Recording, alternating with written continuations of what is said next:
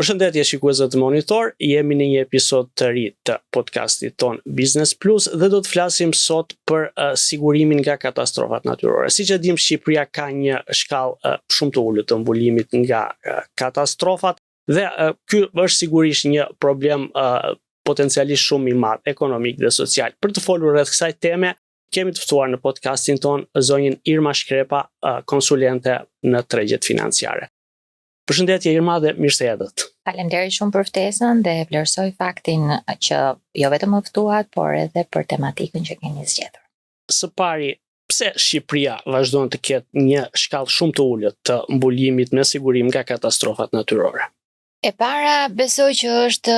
një stad normal i zhvillimit në të cilën ndodhet industria e sigurimeve, sepse s'duhet të harrojmë që është një industri e re, që do të thotë ka atë ciklin e vet për të bërë edhe për të hyrë në kulturën e një shoqërie. E dyta, ne kemi në fakt edhe një problem kulturor në lidhje me marrëdhënien që krijojmë për të, unë them besytnit, po nuk është vetëm ajo, për të besuar që duke mos e folur, duke mos e pranuar faktin, apo duke e shtyr faktin që nuk do të ndodhi më, dhe këtu po i referohem situatës së tërmetit të 2019-s, ku fatkeqësia natyrore në fakt pati gravitetin më të madh të saj, sepse kemi pasur dhe humbje në jetë njerëzore. Teorikisht duhet ishte një sinjal shumë i fortë për ndryshim kulture në një shoqëri, gjë që tek ne nuk ndodhi dhe në anketimet që ne kemi bërë,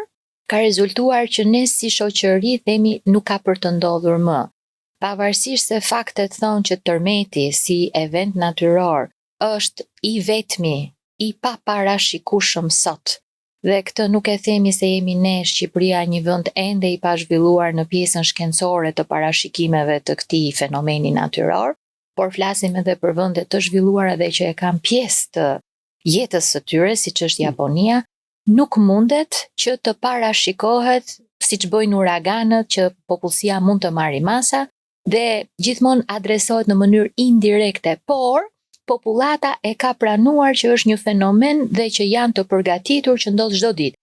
Ne e kemi problem kulturor që ne dhe nuk po i futem pjesës religjioze, kemi një mosbesim që gjëja përsëritet apo në atë lloj amplitude që përsëritet. Dhe e treta, por jo më pak e rëndësishme, duket që ne kemi ngelur ende në mentalitetin e sistemit socialist, dhe po e flas nga konteksti ekonomik, ku shteti është përgjegjës primar dhe fundor për t'ju përgjigjur popullatës dhe për dëme ose për dëmshpërblime apo për suport, duke ekzekutuar detyrimin e tij për shtetarët të cilët dëmtohen nga katastrofa natyrore. Them socialist sepse po të shikojmë në fakt i referohen edhe për shumë gjëra të tjera që në fakt në një sistem kapitalisti nuk duhet ta presër si pretendim ose të ngrihet si ta mendosh se shteti ka detyrim të dëmshpërblej. Sakt. Ndërkohë që ne vijojmë ta kemi këtë dhe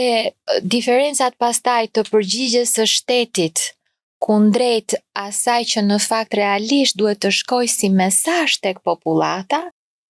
ka deformime. Para se të flasim për projekt ligjin për sigurimin e detyrueshëm të banesave, unë doja t'ju pyesja për faktorët pse shqiptarët nuk po arrin të përvetësojnë një kulturë të sigurimit vullnetar. Besoj hymë në temë atë që thatë ju, që është ndoshta edhe pak kjo kultura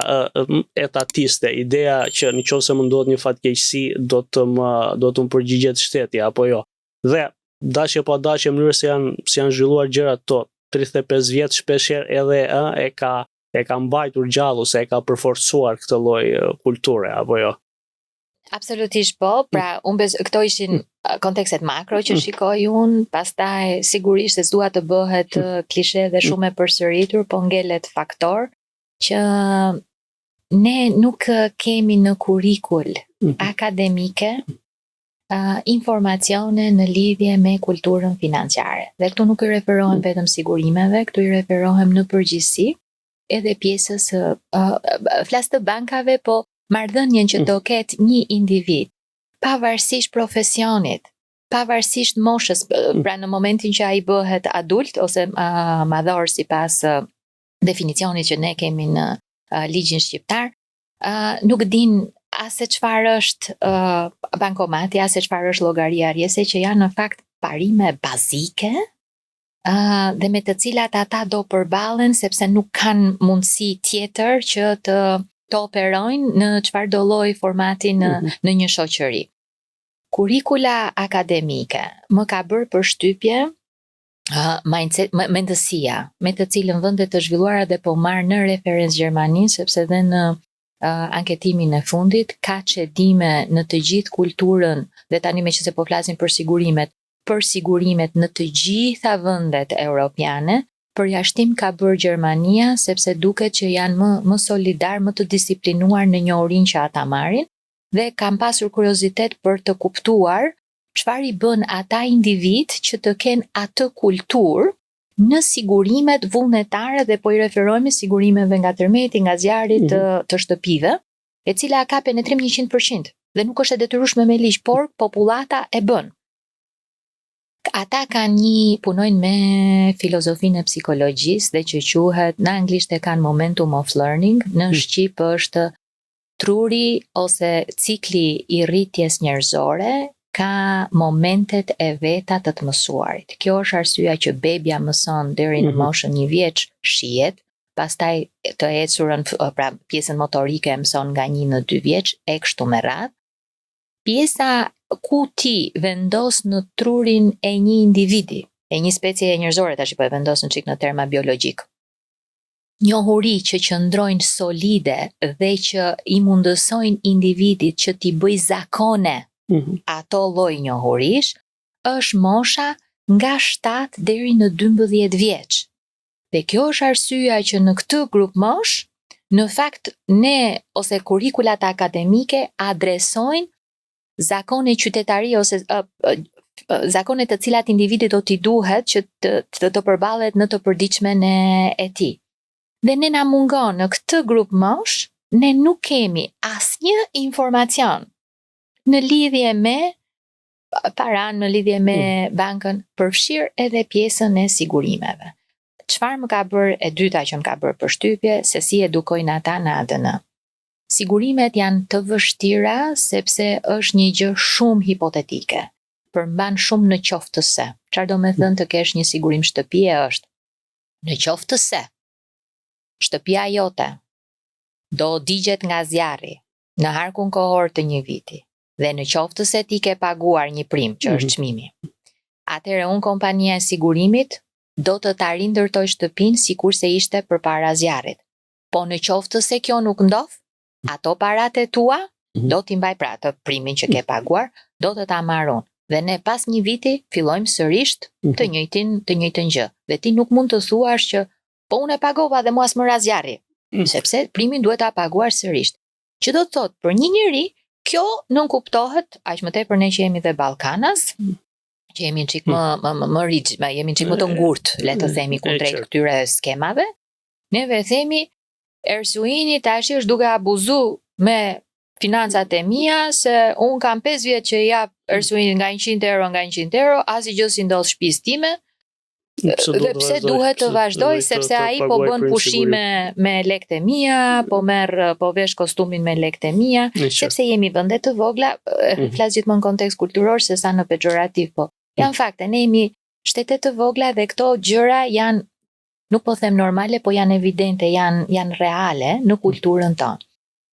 Ndërkohë që si e kanë adresuar në Gjermani, se qenia njerëzore është xheloze, është dhe e vogël, pra çdo kush nga ne nuk ka rëndësi nga shteti nga vjen, po e kemi të gjithë njeriu e vogël. Ata e kanë qasur sigurimet duke thënë që janë kursime nga xhepi yt, Ersuin, që në qoftë se të ndodh që digjet shtëpia, ti nuk do harxhosh nga lekët e tua, po do harxhohen lekët e kompanisë së sigurimit. Qasja që është kursimi lekëve të tua, pra individi po e bën për vete, dhe shikon, pra epiqendra e bisedës është vetja jote, dhe ti thua çfarë bëj unë një. Kursej nga lekët e mia tek ai dërkuci i vogël, sepse në fund të vitit, për vit të ri, do blej diçka për vete me ato kursime. Dyshtas, do kursej nga paga ime tek banka, sepse ti kem për pushime. Dhe këto futen tek kursimet. Dyshtas, kam një siguracion, sepse do kursej nga lekët e mia në rast se ndigjet shtëpia, apo kam një sëmundje të papritur, apo më përplaset makina, qofte përplas unë apo qofte ma përplasin të tjerët. E vendosur në spektrin e egocentrizmit, që është një gjë që lidhet me menaxhimin e financave të mia personale, e bën ndryshe nga ne, që pse ne nuk kemi një, ose ti përgjigjem pyetjes tuaj, pra pse ne nuk e kemi e para si njohuri, që është bazike, e dyta qasja vjen në formate amatoreske ose ad hoc janë këto me trajnime. Trajnimi është një herë, po nuk u ndoq dhe të kesh një eksperiencë tënde. Edhe të ngulitën pak. Nuk ndodh, sepse gjithçka përfshirë edhe se po marrin këto të përditshmet, po nuk e përdore një herë kartën e debitit. Të tërheqësh një herë tek bankomati, asnjëherë ose ke për të pasur gjithmonë frikën që po sikur të më ngeci, po sikur mos dali, po sikur mos më nxjerri lekët. Eksperjenca e parë është një çik traumatike, po pastaj gjëja bëhet normale, pra sot cilin do që të pyesësh nuk e ka më dhe thot, kartën e debitit, po s'ka problem. Tani ne kemi trauma të tjera, ose trauma, se është fjalë e rëndë, po kemi dyshime të tjera, kemi ankthe të tjera, se kemi futur digitalizimin, pra çfarë ndodh, ikën lekët, erdhën lekët, tek pjesa e sigurimeve është, po sikur mos mi paguajnë, po sikur të mos më përgjigjen, që sërish me evidenca, nuk të përgjigjet teoria, sepse në çfarë do lloj dëmi ka dalë AMF-ja, jo kompanitë e sigurimit, se do thonim ata janë konflikt interesi, se sigurisht çdo thot kompania e sigurimit që unë nuk do paguaj ose unë nuk kam paguar. Jo, del AMF-ja, që është autoritet licencues, monitorues dhe i kontrollon absolutisht çdo lloj dëmi, se e kanë dhe të centralizuar në sensin e kontrollit dhe monitorimit, dhe thot janë të paguara. Pra çfarë kanë ardhur për pretendime, absolutisht janë paguar. Kështu që kjo besoj që, ose këto janë barjera aktuale që ne na bëjnë të avasht. Në qartë, pra dalim te kultura dhe përfshirja financiare që na njerë duket si formul, si një gjë abstrakte, po në thelb ajo përcakton shumë gjëra për mënyrën se si sillemi në raport me produktet dhe shërbimet financiare. Çështja është pastaj çfarë mund të bëjmë për ta përmirësuar mbulimin me sigurime nga katastrofat. Në muajin maj u zhvillua edhe një event i rëndësishëm, pra i organizuar nga shoqata e siguruesve në bashkëpunim me autoritetin e mbikëqyrjes financiare dhe me një nga kompanitë më të rëndësishme të risigurimit, Aon Reinsurance. Nëse mund t'i referohemi edhe forumit për të sjellë disa mesazhe lidhur me atë çka mund të bëjë Shqipëria për ta përmirësuar mbulimin me sigurime nga katastrofat. Atëherë, t'ju jap një kontekst makro global fillimisht, sepse Aoni është broker ndërkombëtar dhe në top level, pra një ndër më të mëdhenjt, dhe broker është ndërmjetës, që do të thotë ata janë në pozicionin që të gjithë stakeholderat që janë qeveritë e vendeve, që janë autoritetet mbikëqyrëse, që janë kompanitë e sigurimit deri te klientët fundor, popullatat, ata duhet që të sigurohen që ky zinxhir ka informacionet e duhura në lidhje me produktet e sigurimit. Pse ka marrë rëndësi? Është në fakt niset nga fenomeni global i ndërgjegjësimit që po kemi të gjithë për ndryshimet klimaterike. Ndryshimet klimaterike në kontekstin e sigurimit ose në kontekstin e sektorit financiar ka sjell një përmbysje të kush do drejtoj sot pjesën e ndërgjegjësimit, kush do marrë timonin e ndërtimit mekanizmave për të adresuar riskjet që do vinë, ose që ne po shohim dhe i kemi prezente, që në fakt janë të gjitha evente të paparashikuara dhe të pa imagjinuara më parë për shkak të këtyre ndryshimeve klimaterike. Kjo, once e thënë kjo, do të thotë që industria e sigurimeve në princip gëzon kompetencat e risk assessment është të skrinimit, pra të identifikimit të riskeve me të cilët ne përballemi në të përditshmën tonë. Dhe më pas secili nga sektorët ka pjesën e konsekuencave. Kjo është arsyeja që është një lëvizje globale dhe unë pata fatin fakt që kam qenë në 2 eventet AON-it, ata bën një në Varshavë, që ishte në fakt për pjesën e Evropës Perëndimore dhe lindore të zhvilluar siç është Polonia, dhe bën edhe në Shqipëri që është një çik pjesa më e vogël që është pjesa ballkanike. Çfarë u theksua ose çfarë po synohet për pjesën e katastrofave natyrore është pjesa e ndërgjegjësimit, që nuk ka më ngjarje ose gjëra të rastësishme, është një realitet që ne duhet të jetojmë tashmë me të pasigurtën. Dikur përpara se të ndodhin këto ndryshimet klimaterike dhe këto çudirat që ti ke breshër në gusht dhe breshëri është në masën e topave të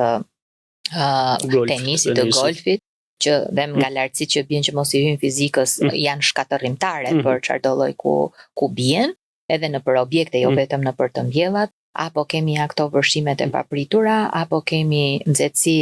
deri në marrje flake e kështu me radhë. Ajo që ata po vendosin sot është ndërgjegjësim për të jetuar me një situatë që quhet ambigue, jo pasiguri. Pasiguria do të thotë që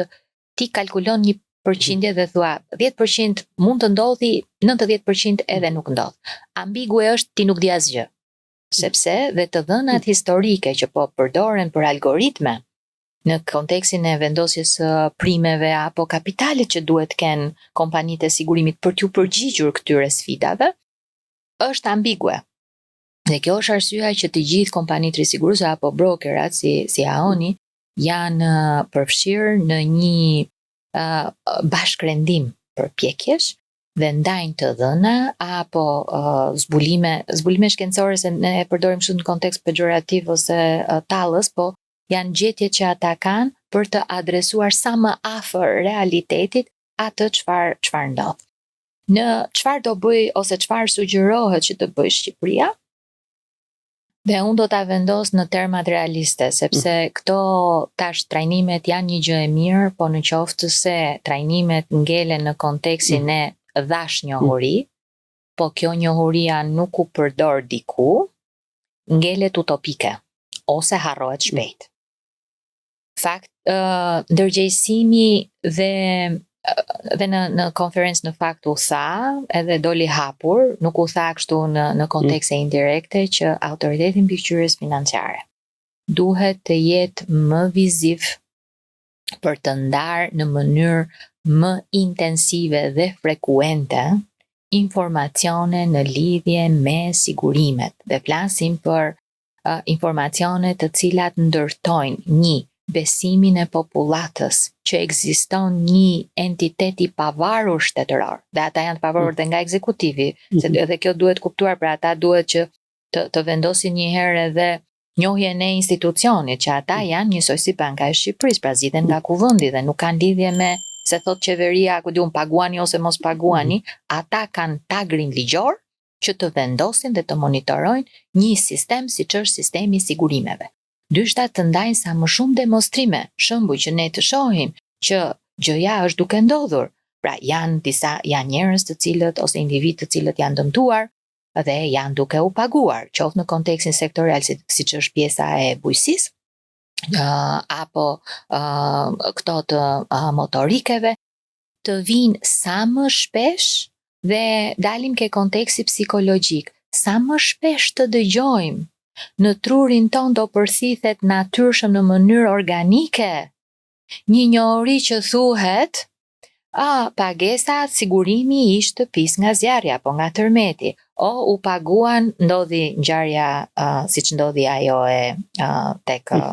rreth rrotullimi ke tregu elektrik, se janë dy ato, ose ke tregu i madrave, dhe pallati që ishte edhe më traumatike, se ishte rasti i dytë apo i tretë që digjet pallati për shkak të përdorimit të gabuar të materialit të fasadës, Dhe aty sërish mesazhi doli gabuar sepse doli një bashki, rasti këtu sepse tek pallati që u doq në të njëjtën formë tek ish stacioni autobusave tek pallatet me shigjeta, për mua atje nuk doli bashkia që të paguante sepse tha është pjesë e banorëve dhe kështu me radhë. Në momentin që ne marrim informacione me këtë lloj intensiteti dhe frekuence, për të ndruar pak u vra, u therë, se ndoshta kjo na bën edhe si popull agresiv apo depresiv, sepse nga mëngjesi deri në darkë zgjohemi dhe goditemi nga informacione negative, në qoftë se ne fillojmë dhe rrisim këtë lloj informacioni, do ta marrim në mënyrë subkonsciente, e vërtetuar me psikologji që do na ngelet në mendje kjo pjesa e informacionit. Se është edhe është një film që është me atë numrin 7, pra si arritën ata që të dinin se kush nga si do të vendosesh bastin në një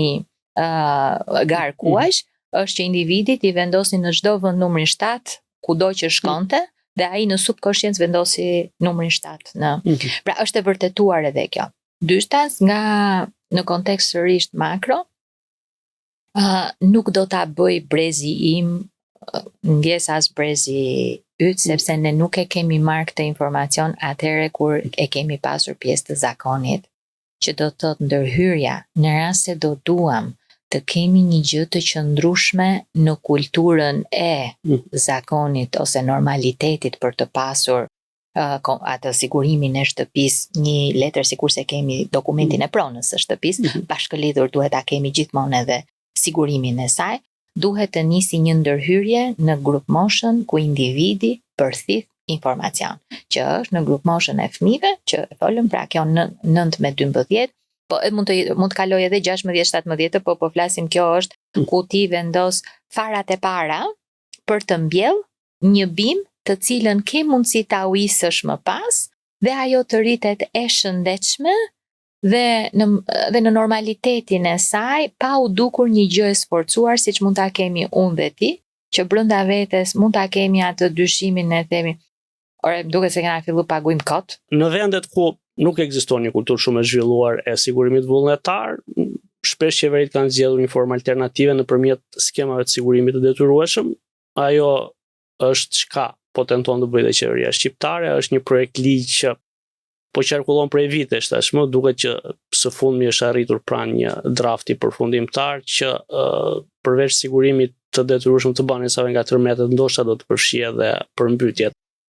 Nga këndvështrimi juaj, a e zgjidh problemin një skeme sigurimi të detyrueshëm së paku për banesat, pra problemin e mungesës me një mbulimi të zgjeruar të sigurimit vullnetar? Dua të jem pozitive dhe t'i marr gjërat sipas ciklit. E para, hyrja në fuqi e këtij ligji do sjelli adresim të hallit të shtetit, sepse dua ta vendos gjithmonë në kuadër të shtetit shqiptar, sepse do krijoj një fond minimalisht i cili do jetë i dedikuar që në qoftë se ndodh një fenomen i katastrofave natyrore, të mos preken ato të emergjencës civile që në fakt sido që tjetë edhe me formul të buxhetit të shtetit, është një fond i pamjaftueshëm për të përballuar shpenzime investimi siç shkaktojnë katastrofat natyrore. Kështu që ky është objektivi i parë, të krijohet një xhep në mënyrë që të kemi fonde në rast se na ndodh. E dyta, besoj shumë fort referuar eksperiencës që ne si shtet kemi pasur me si ngritëm ne kulturën bankare në shtetin shqiptar, ka qenë e para, e detyruar. Pra, kryeministri asaj kohe, ministri i financave dhe guvernatori u bashkuan të tre dhe thanë, po, me detyrim çdo individ dhe më mor fillimisht administrata publike do ta tërheqi pagën e vet nga sistemi bankar, që të thyenin këtë pjesën e që ta merrnin në kesh tek ekonomistët tek kështu me radhë. Por ajo që pati në fokus sistemi i asaj kohe ishte që sistemi bankar mori përgjegjësinë që do fliste, do sqaronte në mënyrë konstante, dhe ja si kjo pika e ujit, në mënyrë të vazhdueshme popullatën, derisa ajo njohuri e para të absorbohej dhe e dyta të mos i krijonte ankth dhe panik. Çfarë ndodh me tashti të bëj paralelizmin me sigurimet? A është forma e duhur? Duket fakti që kanë dështuar format e tjera. Ja me këto trajnime, ndërgjegjësime, agent, ndërmjetës, nuk ndodhi.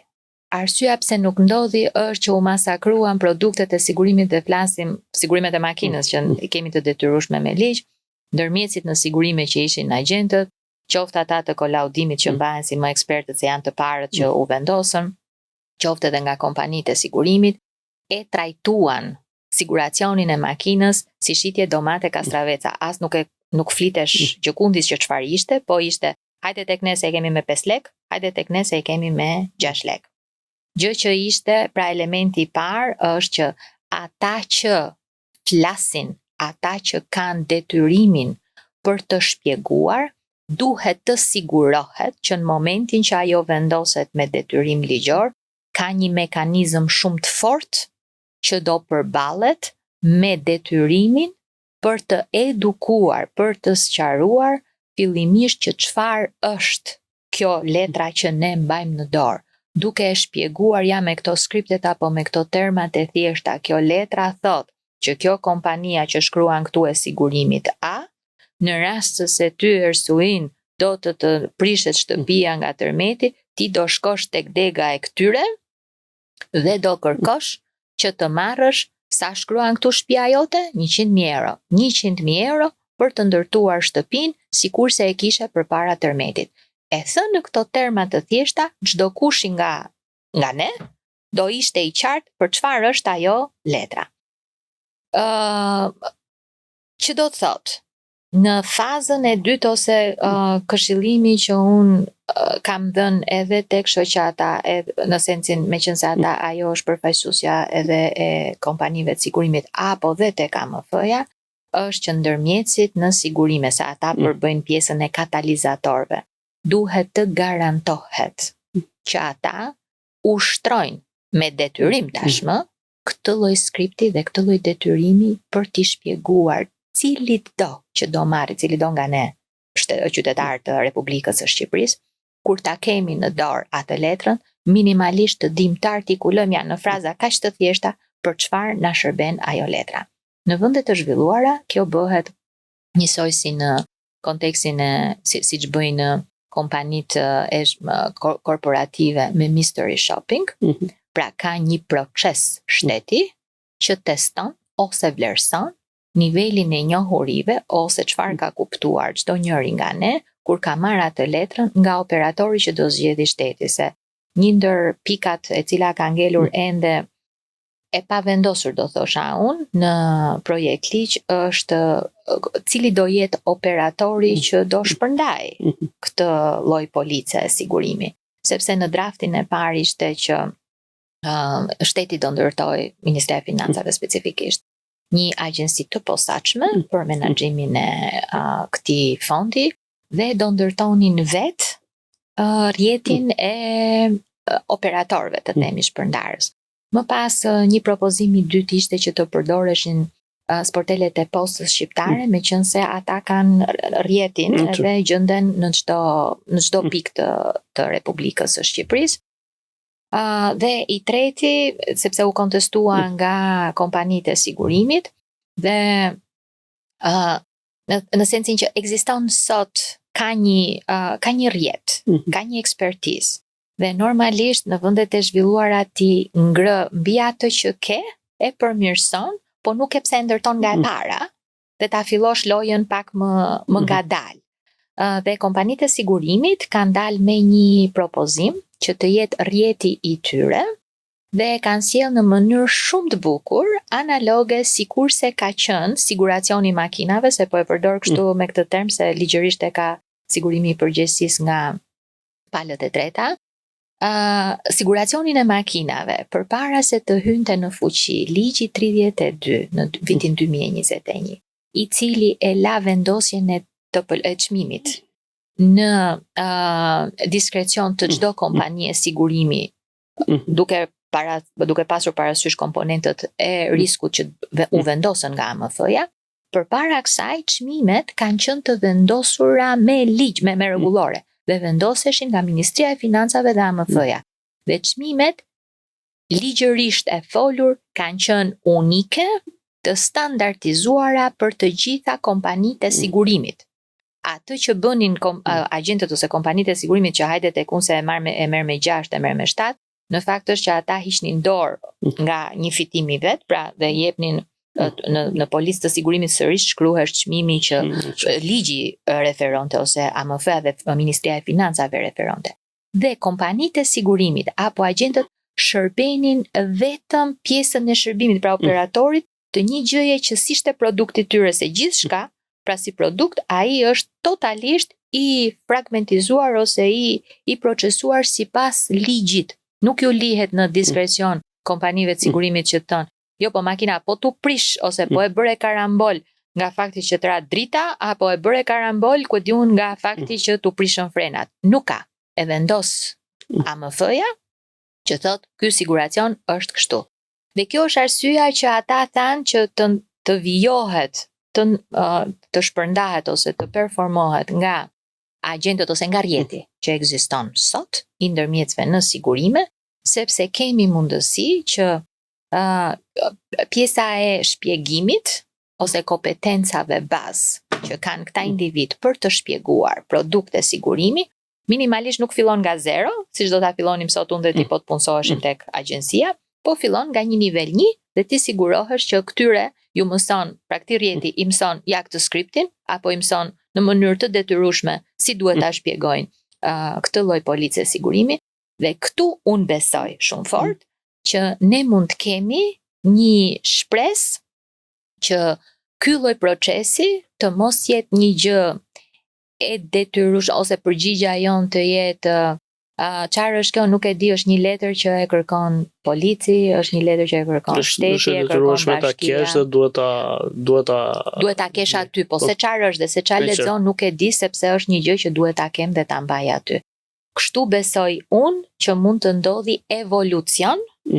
në kulturën tonë për të pasur një edukim të qëndrueshëm në lidhje me pjesën e sigurimeve nga katastrofat si qytetar të arshëm edhe të afërt të komunitetit evropian. Dhe një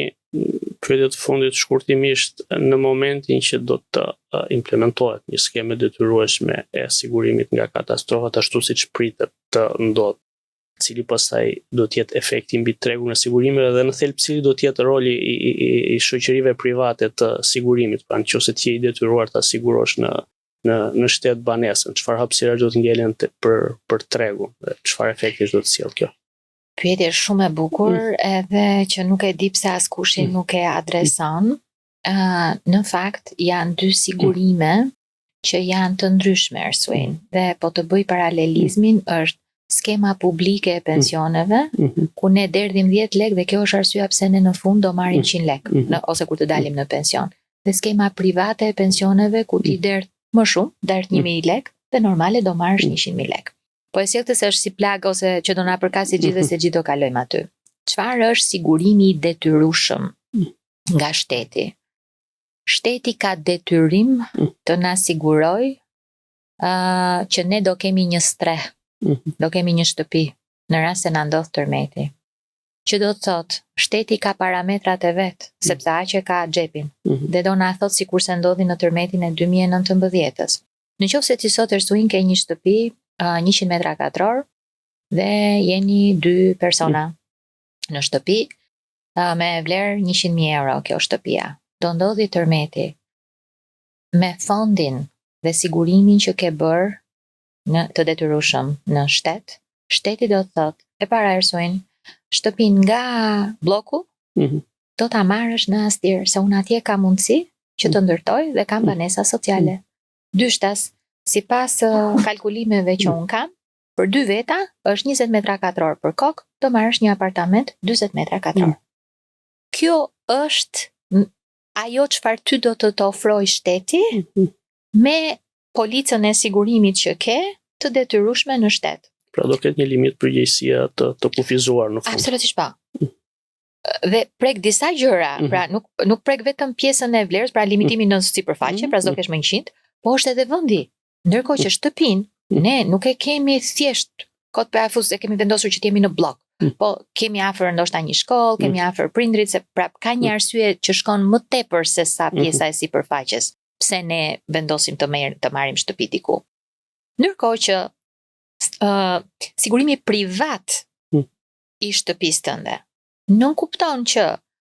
do bjeri tërmeti, ti do shkosh te kompania X e sigurimeve dhe ata me ligj kanë detyrimin të kompensojnë ose të ndërtojnë shtëpinë 100 metra katror, edhe sikur vetëm thjeshti. Eksaktësisht sikurse e kishe përpara tërmetit. Me ato mobilje që do ti, dhe jo ato që bën shteti, se tash ato dy gjëra bazike, sepse aq e ka atë në skemën e vet. Ktu ti e merr eksaktësisht sikurse do ta kishe ose sikurse e kishe përpara tërmetit. Pra janë dy gjëra të shkëputura, por që mbi vendosen në fakt, dhe kjo është një ndër ato diskutimet midis tregut të sigurimeve dhe shtetit ta vendos kështu. Në momentin që un kam dy dëmshpërblime, kam edhe nga kompania private dhe marrin ndërton shtëpinë, ajo që thot shteti ose që është në diskutim, varianti i parë ishte shteti thot, këto parat janë mijat, sepse ti u rimbursove, pra në fund të ditës sërish është kontributi im që ekziston një treg sigurimesh edhe ti ke mundësi të kesh një shtëpi eksaktësisht sikurse edhe e doje. Dhe është një gjë që është pra ti heq dorë. Dhe një skem tjetër është që atë fond që do kenë për ersuinin që ti e ke atje tek shteti, ata t'ja kalojnë kompanisë së sigurimit në të cilën ti ke policën tënde private, dhe është një si biçimndarje kostosh. Pra ata atje ti ke 100 lek, që do të thotë kompania e sigurimit do hedhë dhe pjesën tjetër të parave, dhe ti në total bën shtëpinë tënde që sikurse e kishe. Është një imitim i skemës kur bëhen sigurime të eventeve ose të korporatave të mëdha, bëhen bashk sigurime. Pra bëhen disa kompani sigurimi bashk dhe marrin në sigurim, për shembull janë këto keshi tapi që janë investime shumë, dhe se ata nuk munden, e para për rregullore nuk mund të mbajnë riske të asaj natyre, dhe duhet të bëjnë ndarje të riskeve midis njëri tjetrit. Sikurse ndahen primet dhe në dëme, kompanitë e sigurimit hedhin secili kontributin e vet për sa i takon, pjesën e vet për të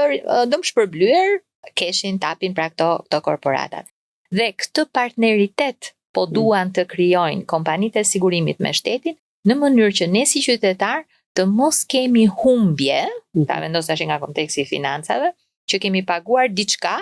kot në shtet dhe nuk e shfrytëzojmë për pjesën e kur dëmtohet shtëpia, që të kemi një siguracion paralel me kompanitë private. Irma, faleminderit për pranimin tuaj dhe që ndat mendimet tuaja me një lidhur me sigurimin e katastrofës. Faleminderit shumë për ftesën, edhe ju uroj një ditë të këndshme.